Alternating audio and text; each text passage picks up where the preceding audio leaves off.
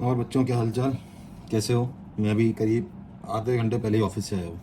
ये तो मेरा रोज़ का है, रोज़ का 9 साढ़े 9 तो बहुत इजीली बच जाता है, कुछ पता ही नहीं चलता कब टाइम निकल गया। जो मैंने बताया था आपको, 5-6 बजे तक कस्टमर डीलिंग, उसके 2-3 घंटा बचता है। आपको लोन का काम निपटाना होता है, एनपीए देखना होता है, फिर बहुत सारे ऐसे काम होते हैं, अकाउंट मेंटेनेंस होता है। ईएमआई नहीं आ रही है तो मैनुअली ईएमआई रिकवर करनी पड़ती है, कम से कम 50-60 अकाउंट से।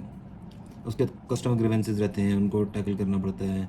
रोज़ कम से कम 20-25 पेंडिंग काम छोड़ के आते हैं हम लोग, और वो पाइल अप ही होते रहते हैं। अगर बैंक में आप 24/7 एक साल भी बैठ जाओ ना, तो भी काम कभी नहीं ख़त्म होगा। बहुत प्रेशर होता है। और अभी मैं जिस ब्रांच में हूँ उसमें क्या है, गवर्नमेंट बिजनेस का भी बहुत प्रेशर है। गवर्नमेंट बिजनेस क्या होता है कि गवर्नमेंट ने बहुत सारी स्कीम्स चलाई हुई है अभी, जैसे कि PMEGP, prime minister employment generation programme. तो ये सब आपने पढ़ा ही होगा। और पीएम स्वनिधि, तो जो स्ट्रीट वेंडर्स के लिए, तो इनके भी टारगेट सेट रहते हैं, आपको इतना करना है। और यहाँ से तो बैंक का तो प्रेशर रहता ही है, इसके साथ साथ गवर्नमेंट का भी प्रेशर रहता है कि आपको करना है, और काफ़ी सिंसियरली करना पड़ता है। मान लो कहीं गलत लोन हो गया तो सब रिस्पॉन्सिबिलिटी फील्ड ऑफिसर की होती है। एनीवे, नींद से आगे क्या है? सपने। और सपनों से आगे वापस से नींद का ना होना है। तो इट्स अ विशियस सर्कल। शुरू करते हैं। मैं कल था, सबसे पहले तो वही फैंसी टीचर्स के बारे में मैं बता रहा था। पहले जो टाइम होता था ना, जब टीचर्स जो होते थे वो प्रॉपर अपनी, सारे नहीं मतलब अभी के बारे में, सबके बारे में नहीं जनरलाइज करूँगा मैं, मतलब कुछ जो हाईलाइट हो गए टीचर्स, वो अब वो टीचिंग पे बिलीव ना करके वो टीचिंग नहीं कर रहे हैं। वो क्या कर रहे हैं, सिंपली अपना कोचिंग इंस्टीट्यूट चला रहे हैं, वो अपने नाम को यूटिलाइज कर रहे हैं। वो being a teacher, they are living a life of entrepreneur, ये बन गया। ठीक है। तो अब क्या हो गया ना, बिजनेस पूरी तरह से एक, सॉरी, ये कोचिंग पूरी तरह से एक प्रॉफिट मेकिंग ऑर्गेनाइजेशन हो गया है। और जहाँ प्रॉफिट मेकिंग ऑर्गेनाइजेशन होता है वहाँ पे एक ही गोल रहता है उस एंटिटी का, प्रॉफिट। आप कोचिंग जाते हो, वहाँ फीस देते हो, बस आपकी फ़ीस गई, उसके बाद कोई कोई उसका वो नहीं है, कोई कस्टमर केयर सर्विस नहीं बैठी है कोचिंग इंस्टीट्यूट्स में इंडिया में। गवर्नमेंट का भी कोई रूल्स एंड रेगुलेशन ही नहीं बना है कैसे इसको रेगुलेट करना है कोचिंग इंस्टीट्यूट्स को। तो इसलिए उनकी मन मर्जी चल रही है। और जो इसमें कोचिंग बहुत ग्लैमराइज हो गई है। जैसे अभी बीटेक कोर्स के कुछ कॉलेजेस बहुत ज़्यादा एकदम लाइमलाइट में रहते हैं, इसी तरह से अभी कोचिंग इंस्टीट्यूट्स भी हो गए हैं, कुछ टीचर्स भी हो गए हैं। 2-3 टीचर्स, मैं उनका नाम नहीं लेना चाहूँगा, लेकिन कुछ कुछ हिंट्स दूंगा, आप समझ जाएंगे मैं किसके बारे में बात कर रहा हूँ। और बहुत सारे टीचर्स, जो सो कॉल टीचर्स नहीं बोलना चाहिए, मोटिवेशनल स्पीकर्स, वो हमेशा हार्श वर्ड यूज़ करते हैं। साला कोई टेंशन वगैरह देख रहा हो, जिसकी फटी पड़ी है, जो सही में स्ट्रेस्ड है, वो उनको देख ले तो और स्ट्रेस में आ जाएगा, क्योंकि उन्होंने आईना दिखा दिया अकॉर्डिंग टू देम। उन्होंने आपको मिरर शो कर दिया कि भाई ये रियलिटी, अब देख लो। ऐसा नहीं होता है, इतना ही प्रेशर नहीं है ज़िंदगी में भाई। नौकरी नहीं लग रही है, लोगों की 10-10 साल नौकरी नहीं लगती भाई। मैं 10 साल बिना नौकरी के रहा हूँ।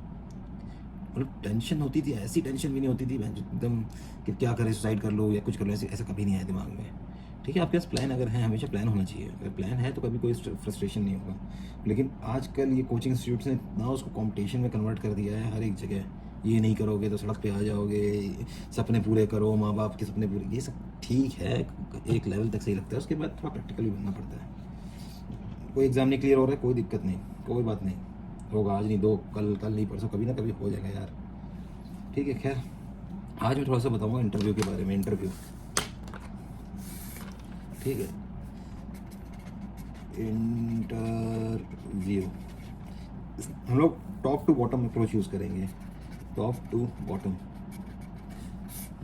और फिर जाने से पहले कुछ टेक्निक्स के बारे में बताऊंगा, जो मैंने इतनी सारी बुक्स पढ़ी है उसका थोड़ा सा मैं कहूँगा एक कंसंट्रेशन है सब बुक्स का, एक निचोड़ है।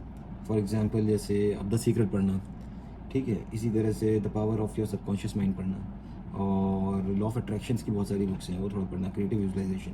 ये सारी बुक्स पढ़ के 2-3 चीज़ें जो मैंने सीखी है वो आप भी अपने लाइफ में अप्लाई करो, बहुत बेनिफिट होगा अगर आप स्टूडेंट हो। सिर्फ ये स्टूडेंट की लाइफ में नहीं, डे टू डे लाइफ में भी बहुत प्रैक्टिकल और बहुत साइंटिफिकली प्रूवन है ये।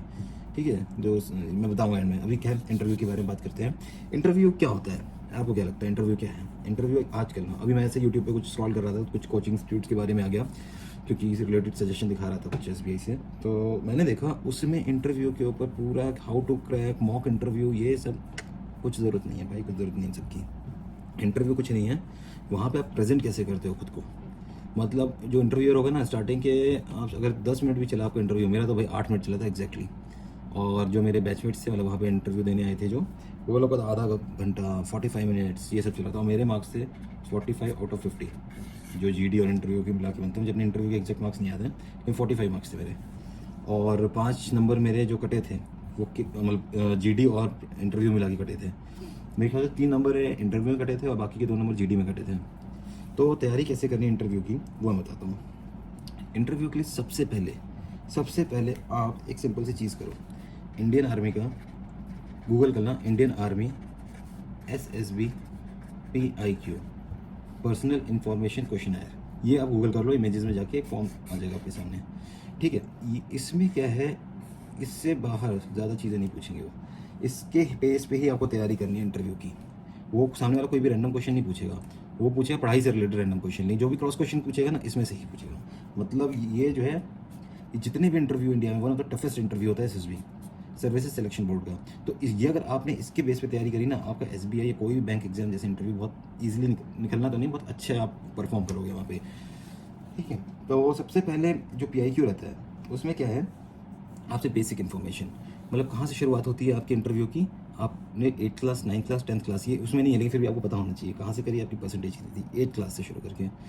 फिर उसके बाद 10th क्लास का आपका सब कुछ आपको पता होना चाहिए। ये बेसिक चीज़ है इंटरव्यू के बारे में, ये सब आपको नॉलेज होनी चाहिए, आपको एकदम तुरंत रिकॉल होना चाहिए। आपकी 10th का रोल नंबर, 12th का रोल नंबर, आपके 12th के में हर सब्जेक्ट में मार्क्स कितने थे और 10th में कितने मार्क्स थे, ये सारी चीज़ें। उसके बाद ग्रेजुएशन आपने कहाँ से करी और कौन सी स्ट्रीम थी आपकी और वो क्यों थी, और वो एज ए बैंकर कैसे जस्टिफाई करेगी। और ग्रेजुएशन से रिलेटेड सारे क्वेश्चंस वो पूछ सकते हैं, कुछ भी, मतलब रैंडम। आपका फॉर एग्जांपल अगर आपने बीटेक किया है तो मैकेनिक्स ऑफ सॉलिड से क्वेश्चन पूछ लेंगे, कुछ भी आता उनको भी नहीं होगा, आप कुछ भी बोलोगे मान जाएंगे। आप रिप्लाई कैसे कर रहे हो वो बहुत मैटर करता है। अगर नहीं आ रहे साहब बोल दो मुझे नहीं पता है, and I will find out and then I will tell you later on. ऐसे कुछ अच्छा सेंटेंस फ्रेम करके बता देना। सिमिलरली उसके बाद आपका नाम जो है, आपके नाम का जो है किसने रखा नाम, आपके नाम का मतलब क्या है। इसी तरह से आपका हॉबीज़ क्या है, हॉबीज़ बहुत पूछते हैं, और थोड़ा इजी हॉबीज़ सजेस्ट करूँगा मैं अभी। मतलब ये इंटरव्यू का जो सीरीज़ है, आज तो बस इंटरव्यू का इंट्रोडक्शन में दूंगा, बाकी इंटरव्यू सीरीज़ में 3-4 दिन बताऊँगा अच्छे से, और कैसे उसमें रिप्लाई करना है, कैसा बॉडी पोस्चर होना चाहिए, और ओवरऑल आपका स्ट्रक्चर कैसा होना चाहिए, सीधे बैठना चाहिए, कहाँ क्या, सब कुछ। अभी तो बस वो PIQ के बेस में ऊपर से बता रहा हूँ, मैंने कुछ तैयारी भी नहीं करी आप लोग को पढ़ाने की, क्योंकि अभी जैसे बताया आधे घंटे पहले आया हूँ।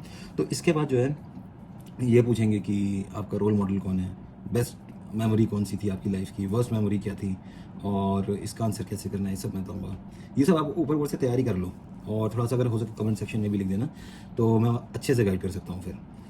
और जो PIQ है, जो मतलब ये उनके पास नहीं रहेगा PIQ, ये आपकी तैयारी के लिए, मतलब PIQ सारा कुछ कवर कर देता है। इसमें जनरली जो भी इंटरव्यूअर क्वेश्चन पूछ सकता है, नॉर्मल वाले क्वेश्चन वो सारे इसमें कवर हो जाएंगे, इसलिए मैंने आपको PIQ सजेस्ट किया SSB का, इंडियन आर्मी का।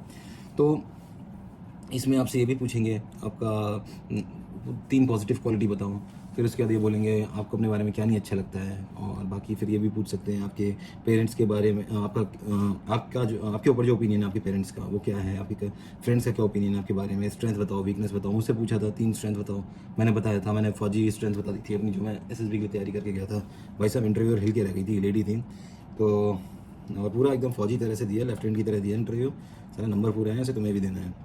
और ड्रेसअप क्या होना चाहिए, हेयर स्टाइल क्या होनी चाहिए, दोनों के लिए बताऊँ, लड़कियों के लिए लड़कों के लिए। और वहाँ जाना कि और ऐसे कॉन्फिडेंटली आंसर देना ना, जब सीना चौड़ा करके एकदम, मतलब यार तुमने SBI अगर इंटरव्यू तक जा रहे हो, इंटरव्यू तक, तो इसका मतलब तुमने SBI PO के सारे फेजेस क्लियर कर लिए हैं।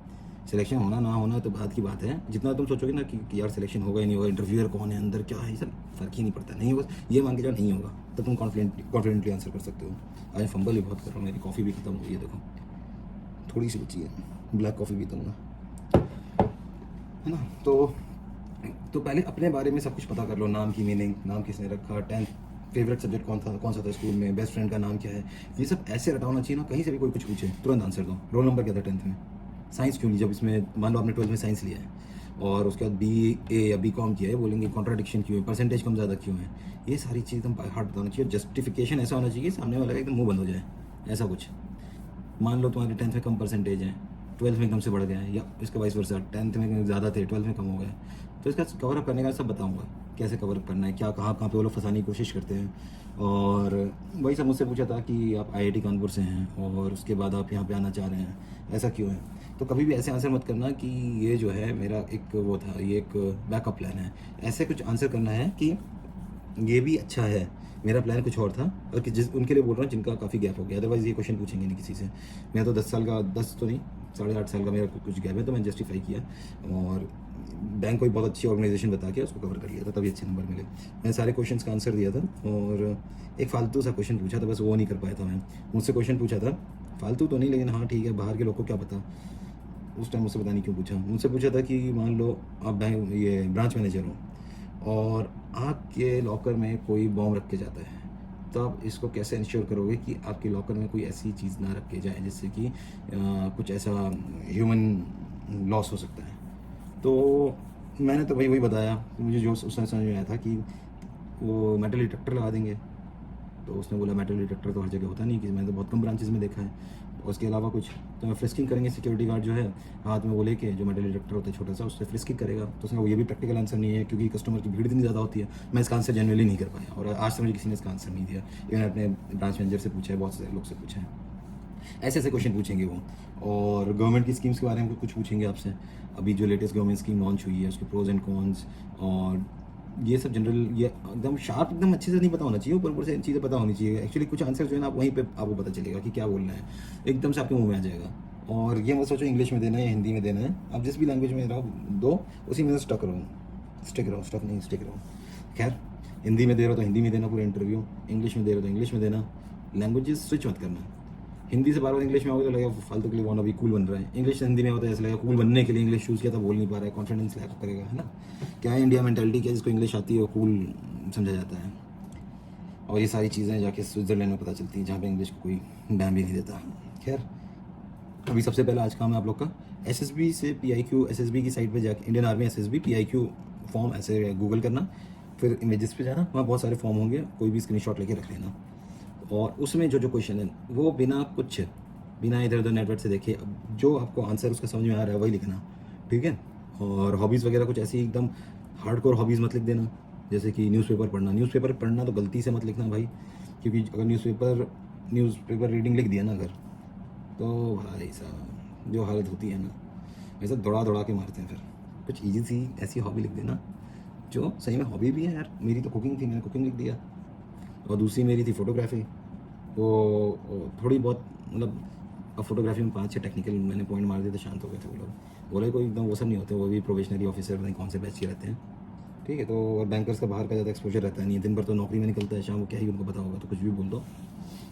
पहले सबसे पहले पीआईक्यू डाउनलोड करो और फॉर्म भरो। अब कल फिर मैं बताऊँगा एक पॉइंट, इसमें क्या है, मैं भी पीआईक्यू डाउनलोड करूँगा, और इंटरव्यू में क्या कपड़े पहन के जाने हैं, कैसे बैठना है, क्या नहीं करना है, ठीक है। फिर कल मिलेंगे। और आज बहुत लंबा वीडियो हो गया, क्या कितने मिनट का हुआ भाई साहब, मुझे भी नहीं, 15 मिनट का हो गया भाई साहब। अभी पता है क्या क्या काम है, सबसे पहले तो अभी मुझे सोना है। एक बुक कंप्लीट कर ली मैंने कल, ये इस महीने, हर महीने का जो टारगेट है ये कंप्लीट करी है, चौथी बुक मैंने कंप्लीट करी है। इससे पहले मैंने कंप्लीट करी थी एटॉमिक हैबिट्स, फिर दूसरी लॉ ऑफ अट्रैक्शन से रिलेटेड थी, the key to the living the law of attraction, ये भी अच्छी बुक थी। ऐसे कभी बुक पढ़ो ना, हमेशा ऐसे एकदम हाईलाइट कर दिया करो हर एक चीज़, देखो सारे पेज में हाईलाइटेड है, ये देखो हमेशा ऐसे पढ़ना चाहिए, इसे क्या कंसंट्रेशन बना रहता है। तो अभी मैं पढ़ूंगा इसके बाद, ये मैं सोच रहा हूँ ये पढ़ूँ 0 to 1, मैंने सोचा था पढ़ूंगा, लेकिन बहुत बोरिंग सी लग रही है मुझे यार, समझ नहीं आ रहा, अच्छा नहीं लग रहा है पढ़ के, ये मज़ा नहीं आ रहा है। तो कांट हर्ट में मेरी बुक यहाँ पे रखी हुई है, ये पढ़ूंगा मैं, ये पढ़ो भी, मुझे तैयारी कर रहा है ना उसको, ये बिल्कुल पढ़नी चाहिए। मतलब मैं तो थोड़ा स्टार्टअप का थोड़ा सा मुझे चस्का रहता है, तो ये सब पढ़ता, मिलियन फास्ट हो गया, डू एपिक शिट हो गया, ऐसे। अब यहाँ से मैं बताता हूँ आपको कुछ टेक्निक्स जो मैंने इन सब बुक से सीखी है, लॉ ऑफ अट्रैक्शन वगैरह से। एक है विजुअलाइजेशन टेक्निक और एक है law of attraction. Law of attraction के अकॉर्डिंग आपको सिर्फ 3 चीज़ करनी है, आस्क, बिलीव, रिसीव, ठीक है। आस्क में क्या है, आपको यूनिवर्स एक कॉन्सेप्ट होता है, उसमें यूनिवर्स मतलब समझ लो गॉड, और तो गॉड को हमेशा, या यूनिवर्स को हमेशा चीज़ें मांगो, बड़ी से बड़ी चीज़ मांगो। अगर आप छोटी चीज़ मांगोगे ना कि यार बैंक का एग्ज़ाम निकल जाए, तो इसका मतलब आपकी सोच में ही थोड़ा सा एक डिस्टॉर्शन है, मतलब आपकी सोच बहुत बड़ी नहीं है, एक लिमिटेड सोच है, सीमित सोच है। इसलिए सोचो, बड़ा सोचो। भगवान मैं एग्ज़ाम दे रहा हूँ SBI PO का, भगवान ये भी निकले, फ्यूचर में बहुत बड़े बड़े एग्ज़ाम निकले और मैं one of the most successful इंसान बन जाऊँ इस दुनिया का। ऐसा सोचना है, बड़ा सोचो, उसको विजुलाइज़ करो, बिलीव करो इस पर। विजुलाइज का मतलब जब आपका SBI PO निकल गया, फॉर एग्जांपल आपने SBI PO विजुलाइज किया, तो इमेजिन करो कि आपके पेरेंट्स कैसे आपको उसमें कॉन्ग्रेचुलेशंस बोल रहे हैं, वो फील एकदम अंदर तक सोचो, कैसे क्या, मतलब हर एक छोटे छोटे पॉइंट को, बगल में आपकी मम्मी खड़ी है तो उनका टच फील करो, फादर खड़े हैं आप उनका पैर छू रहे हो, आप उनके गले लग रहे हो तो वो हक को फील करो। ये होता है विजुलाइजेशन। सोने से पहले ये हमेशा 15 से 20 मिनट करो। और तीसरी चीज़ ये हो गया, विजुलाइजेशन बता दिया मैंने, एक और चीज़ बताने जा रहा था, मेरे दिमाग से निकल गया, हाँ, ग्रैटिट्यूड। सो हम खुद को जब कंपेयर करते हैं ना, तो हमें लगता है हम मतलब कि ये जो लाइफ है ना, कितनी हम लोग लकी हैं। हमें एक छोटी से छोटी चीज़ भी हम एकदम फॉर ग्रांटेड लेते हैं, ऐसा नहीं होना चाहिए। मतलब मैं तो अब हर एक छोटी छोटी चीज़ में ग्रेटिट्यूड फील करना चाहिए आपको। जितना ग्रेटिट्यूड फील करोगे उतना ज़्यादा यूनिवर्स आपको देगा चीज़ें। आप फील छोट पैन, अब अगर आप यहाँ पे लेटे भी हो ना अपने बेड पे, तो thank you universe, thank you God, मतलब जिसको भी आप मानते हो वो मान के चलो और उनको थैंक्स बोलो कि आपको ये लग्जरी दी है। यहाँ पे तो साला घर से बाहर निकल जाओ, एकदम कंक्रीट की सड़क सड़क पे कुत्ते सो रहे हैं बेचारे, ना पानी ना खाना, उस दिन भर की तपती हुई सड़क उस पर लेटे हुए हैं। मतलब हम कितने उनसे अच्छे हैं। हमेशा ऐसे खुद को बहुत ज़्यादा लकी मानो कि आपको इतनी सारी चीज़ें भगवान ने दी है। आप SPFPO की तैयारी कर रहे हो, आपके हाथ में इंटरनेट है 24 आवर्स, मतलब आपको सारी फैसिलिटीज़ मिली हुई है। खाना खा के आप ये वीडियो देख रहे हो, पानी पी के सब कुछ आप इजीली अवेलेबल है। छोटी से छोटी चीज़, अभी आपको ब्रश करना होगा, आप वॉशरूम जाओगे, ब्रश निकालोगे, पानी आ रहा होगा टैप में। ये भी ये छोटी से छोटी चीज़ के लिए ग्रेटफुल रहो। जितना आप ग्रेटफुल रहोगे भगवान उतना ज़्यादा आपको देगा। तो अब मैं चलता हूँ और मैं अभी विजुलाइज़ करूँगा और ग्रेटफुलनेस फील करूँगा। ठीक है, आप लोग अभी अपनी तैयारी में लगो, फॉर्म निकालो, सारा कॉलम भरो और इंटरव्यू की तैयारी कल से शुरू। तो मिलते हैं। लोन देने के बाद, NPA रिकवरी के बाद, SBI लाइफ के बारे में बताया था वो करने के बाद, ब्रांच मैनेजर्स की सुनने के बाद कल। ठीक है, अलविदा और हमेशा पॉजिटिव बोलिए। मिलते हैं, गुड नाइट, बाय। और मेरा नाम मैं नहीं बता सकता, बस ये बता सकता हूँ कि मैं अभी फील्ड ऑफिसर हूँ। ठीक है, इसको ब्रांच का एकदम सेनापति बोलते हैं। ठीक है, पढ़ाई करो, प्राउड फील करो पेरेंट्स को। Bye, good night.